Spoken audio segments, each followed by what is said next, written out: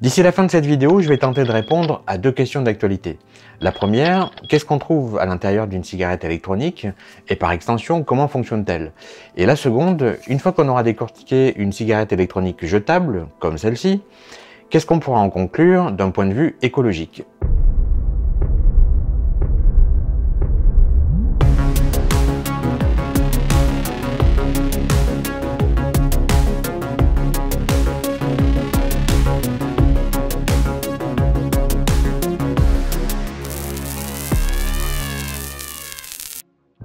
Alors déjà, je dois avouer que n'étant pas fumeur, l'univers de la cigarette, qu'elle soit électronique ou pas, n'a jamais présenté de réel intérêt pour moi, mais je dois avouer que le succès populaire grandissant de la cigarette électronique a fini par attiser ma curiosité. Alors je précise au passage qu'il ne sera nullement question d'avoir un quelconque jugement sur la fonction de la cigarette électronique dans notre société.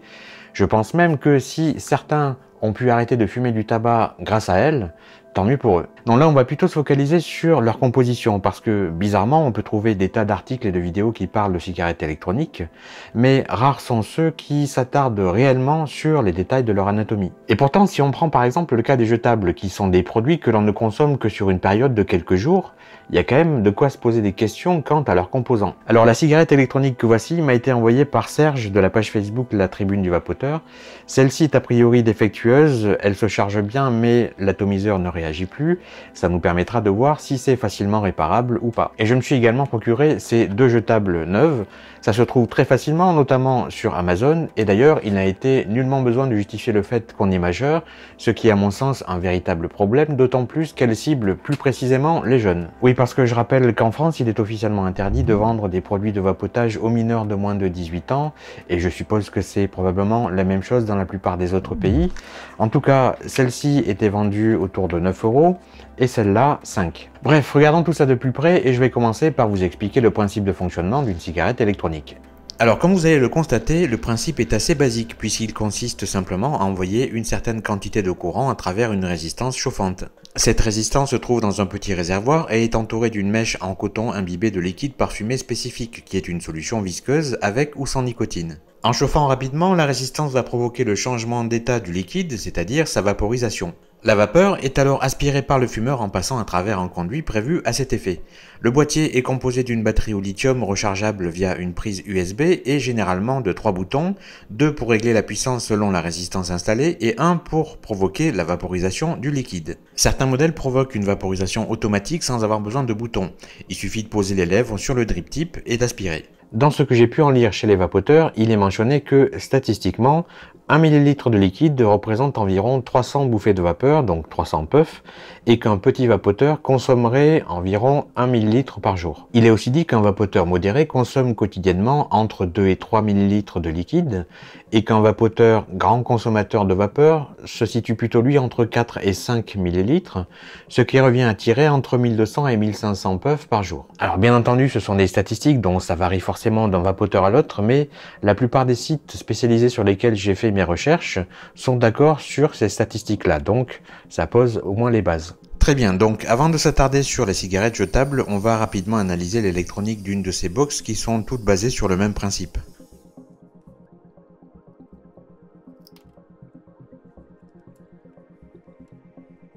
Alors pour pouvoir faire coulisser le circuit, on n'a pas vraiment d'autre choix que de dessouder les fils rouges et noirs reliés à la base sur laquelle se visse la résistance.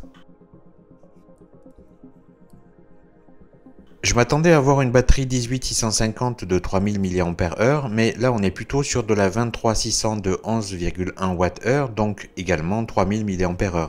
La résistance contenue dans le cléromiseur en ma possession est donnée pour 1,6 ohm, on est plutôt là au-dessus de 1,7 selon mon multimètre, mais ça va, c'est tolérable.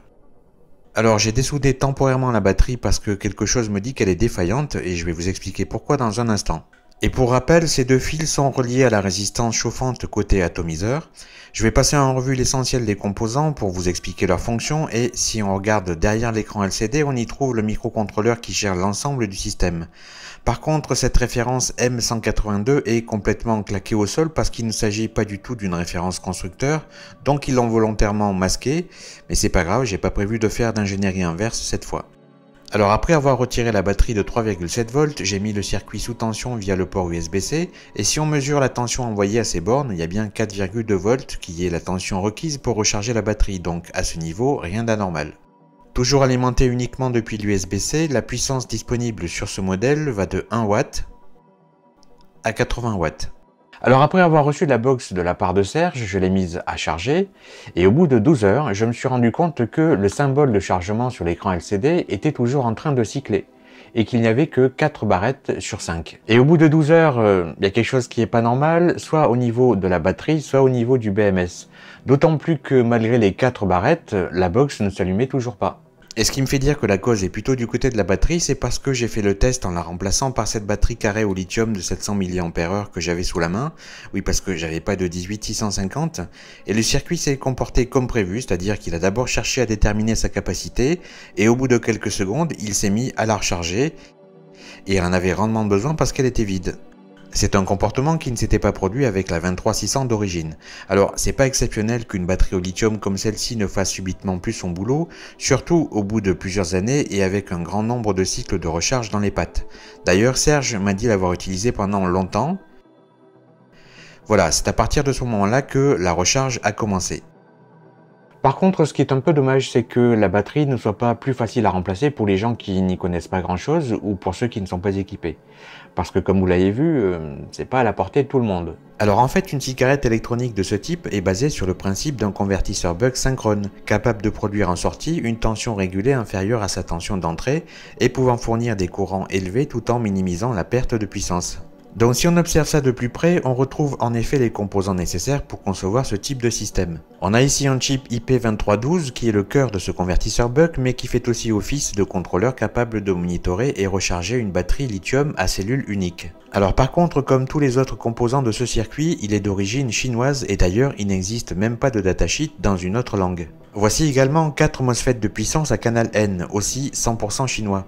J'ai pas vraiment pris le temps de chercher à savoir pourquoi ils en utilisent 4, sachant que dans un convertisseur buck synchrone, 2 suffisent. Côté résistance, cette fois, il y a toute l'électronique de puissance qui va permettre de lui envoyer de forts courants pour des tensions régulées entre 1,5 et 2,5 volts. Donc il y a évidemment beaucoup de gros condensateurs céramiques, quelques diodes et MOSFET, et également 4 semi-conducteurs qu'on voit à l'image, présentés apparemment sous la forme de chip scale package, donc avec leur puce retournée, mais que je n'ai pas pu identifier par manque de datasheet. Et sur la face avant, on retrouve le port USB-C et les 2 boutons pour régler la puissance, et il y en a un troisième juste au milieu mais qui n'apparaît étonnamment pas pour l'utilisateur. Donc si on revient quelques secondes sur le microcontrôleur ici en boîtier LQFP de 48 broches, il y a de fortes chances pour que ce soit une version chinoise équivalente à la série NUC220 ou NUC200 de Nuvoton, qui est basée sur une architecture 32 bits ARM Cortex M0. Il semblerait qu'il soit en effet fréquemment utilisé pour gérer ces appareils. Je note aussi la présence de cette puce très importante à proximité du bouton qui injecte le courant dans la résistance. C'est un FD2204 dont je n'ai pu me procurer le datasheet qu'en chinois et il sert de commande de grille haute vitesse pour piloter les MOSFET à canal N dans une configuration en demi-pont.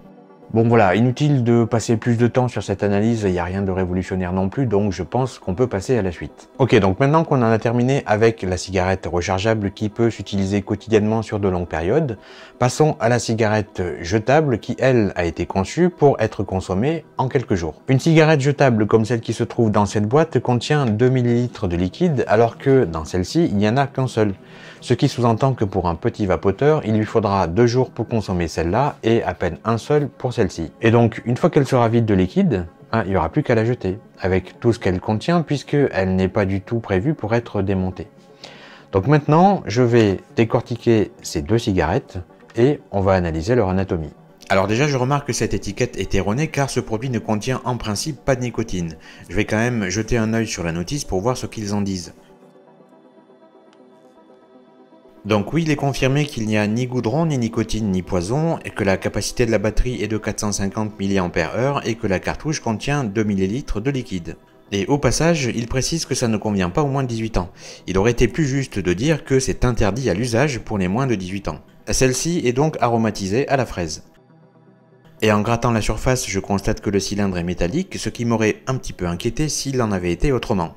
Et elle est fonctionnelle dès la toute première puff. Alors, avant d'entamer sa dissection, je vais faire un cliché numérique au rayon X pour voir l'état de ses entrailles en sortie d'usine.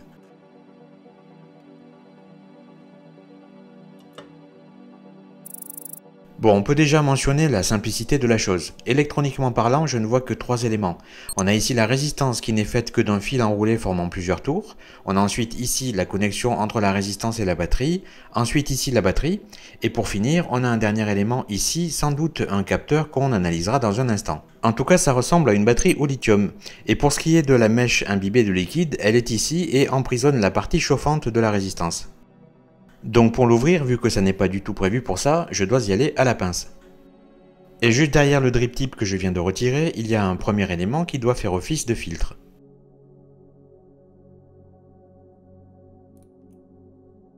Maintenant, je retire l'embout de l'autre côté, et là, forcément, il y a du fil. Et pour extraire le contenu du tube sans rien endommager, le mieux est encore de faire comme ça.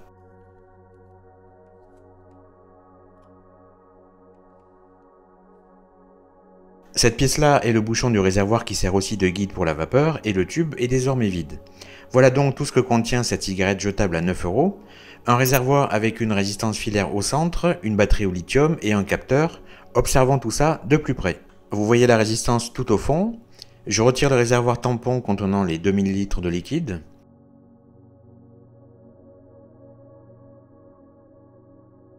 On ne le distinguait pas très bien au rayon X, mais le fil est enroulé autour de la mèche qui fait partie du tampon, et c'est à ce niveau-là que se produit la vaporisation. Concernant la batterie, elle produit sans surprise une tension de 3,7 volts et sa capacité est de 450 mAh. Et on va pouvoir maintenant s'intéresser à la nature de ce capteur qui visuellement ressemble tellement à un micro électrique qu'au premier coup d'œil j'ai cru que c'en était un, et j'aurais trouvé ça un peu bizarre, mais il s'agit en fait d'un capteur de pression. Et vous pouvez voir ici que même en ayant extrait tout le système du tube, il est toujours fonctionnel. Ça peut être intéressant d'analyser de quoi est constitué ce capteur de pression, donc une petite dissection s'impose. Et en fait, il n'y a que 3 composants CMS à l'intérieur, à savoir un circuit intégré, un condensateur céramique et une LED située de l'autre côté. Alors, n'ayant trouvé absolument aucune référence sur cette puce qui doit sortir d'un fabricant chinois inconnu, j'aurais du mal à affirmer si ce capteur est capacitif, piézo-résistif ou autre. Quoi qu'il en soit, son travail est de convertir en signal électrique utile la déviation du diaphragme interne due à une chute de pression. Et le diaphragme en question est ce film qui a été déchiré dans l'opération de dissection. Allez, on passe rapidement à la seconde cigarette jetable, et si je dis rapidement, c'est parce qu'en fait il ne va rien y avoir de nouveau par rapport à celle que je viens de décortiquer.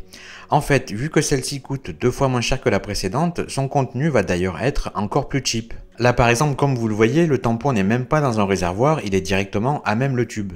Pour le reste, c'est du déjà vu, la batterie est plus fine et sans doute de capacité moindre puisqu'il n'y a qu'un seul millilitre. Bref, tout est là, une batterie de 280 mAh, et exactement le même capteur de chute de pression. Voilà, donc là, on est face à une aberration absolue. Comme vous l'avez vu, ces cigarettes électroniques jetables contiennent toutes une batterie au lithium-ion de 3,7 volts. Et contrairement aux piles électriques primaires, elles ont la particularité de pouvoir être rechargées et réutilisées plusieurs centaines de fois. Or là, elle est chargée une première fois avant d'être assemblée dans la cigarette, puis elle va se retrouver entre les mains du consommateur qui va l'utiliser et donc vider sa batterie, puis la jeter, et la batterie deviendra alors un déchet au lithium de plus. Et vous savez quoi? À ce stade, je pense qu'il serait très intéressant que vous puissiez voir de quoi sont constituées ces batteries au lithium-ion.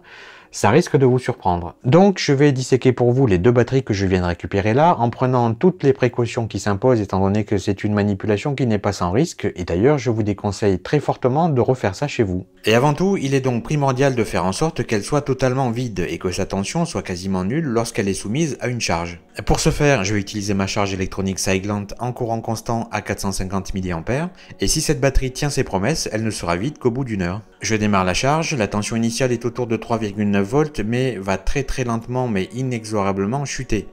Et environ 55 minutes plus tard, on est à 0 volts. La charge est toujours active, donc je la relâche. La tension remonte comme il se doit, mais se stabilisera autour de 0,6 volts au bout de quelques secondes. Cette batterie est vide et prête à être disséquée, et évidemment, je vais refaire la manip avec la seconde. Voilà, les 2 batteries sont prêtes, je vais pouvoir passer la dissection et je vais faire ça dans un local très aéré. Mais bon, comme elles ne renferment quasiment plus d'énergie, il ne devrait pas se produire de réaction chimique indésirable, mais il vaut mieux rester prudent. Alors, je commence par celle qui a une capacité de 280 mAh. Il faut savoir qu'une batterie lithium-ion est composée de 4 principaux éléments, dont une électrode positive appelée cathode et d'une électrode négative appelée anode. La cathode est faite d'un oxyde métallique très pur, lithium, cobalt, manganèse, tandis que l'anode est constituée de carbone, graphite. Et c'est justement l'anode que je suis en train de déployer là. Il s'agit d'une fine feuille de cuivre enduite de chaque côté de carbone à structure feuilletée. L'espace entre la cathode et l'anode est rempli avec un électrolyte très pur et dépourvu d'eau qui est une substance permettant aux ions lithium de passer librement de la cathode à l'anode. La membrane blanche que je déploie maintenant s'appelle le séparateur qui permet d'éviter un court-circuit entre les deux électrodes car il est perméable aux minuscules ions lithium. Et ceci n'est autre que la cathode qui est une feuille d'aluminium de quelques microns d'épaisseur enduite de cette poudre dont la composition chimique est détaillée dans ce tableau. Et voici ce qu'on peut voir lorsqu'on observe cette poudre au microscope électronique à balayage. Maintenant un rapide coup d'œil à l'autre batterie, celle de 450 mAh, vous allez voir que la structure est strictement identique, par contre ce qui ne l'est pas, c'est la longueur de chaque élément. Regardez par exemple son anode. Alors tout ça est très logique puisque sa capacité est quasiment le double, mais ça sous-entend donc que plus la capacité d'une de ces batteries est grande et plus il faudra de matériaux et d'éléments chimiques pour la constituer. Voilà donc en résumé, ces batteries conçues à partir de métaux rares et qui sont à la base faites pour tenir un certain nombre de cycles de charge et décharge, n'en feront qu'un seul et puis seront jetées. En dehors de cette batterie au lithium, les déchets que représente le reste des composants est relativement négligeable, mais c'est l'accumulation des matériaux et de leurs éléments chimiques qui constituent toutes ces cigarettes électroniques jetables qui est un véritable drame écologique. Il faudrait déjà commencer par interdire ces inepties à la vente. D'autant plus qu'elles sont vendues finalement très cher par rapport à ce que c'est. Il n'y en a même pas pour 1 € de matériaux et de composants à l'intérieur. Voilà, j'espère que cette vidéo fera un peu réfléchir les gens sur l'existence de ces cigarettes électroniques jetables. En fait, c'est un peu comme tout, si on arrête de les acheter, les fabricants finiront par arrêter de les produire étant donné que ça ne se vendra plus. Allez, on se retrouvera dans quelques semaines pour un nouvel épisode sur un tout autre sujet.